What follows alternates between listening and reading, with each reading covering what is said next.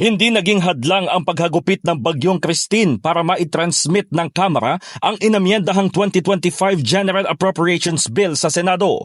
Huwebes ng hapon nang formal na maisumite ng mababang kapulungan ang proposed national budget sa Senado na nagkakahalaga ng 6.352 trillion pesos.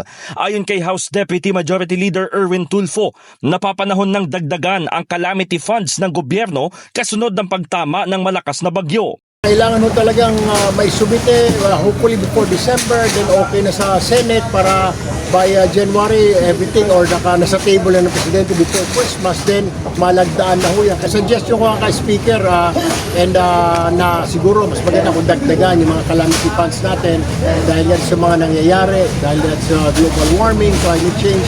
Sabi naman ng Speaker, pag-uusapan daw ito ng House Leadership at maging doon sa BICAM pag-uusapan na kumari dagdagan yung para sa calamity. Kasabay ng sunod-sunod na relief operations para sa mga naging biktima ng Bagyong Christine, inatasan na niya ang mga kongresista na alamin ang pangangailangan sa kani-kanyang distrito.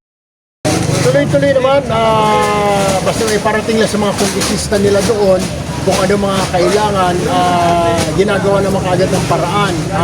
Naka-ready naman ang Congress as far as I know, according to Congressman Saldico, yung House Appropriations Chairman, naka-ready naman kung kailangan ng DBM, pag nagkulang, then we can find ways, then we can allocate funds yung pangangailangan. Kasi ang unang-una dyan, ang kailangan dyan, yung DSWD kaagad eh. Sinabi ni Committee on Appropriations Chairman Elizalde Co na nakapaloob sa amended 2025 GAB ang pagpapalakas sa social safety nets at pagtitiyak sa food security. Susuportahan umano nito ang vulnerable sector at ang budget ay magsisilbing lifeline para sa mga nangangailangan.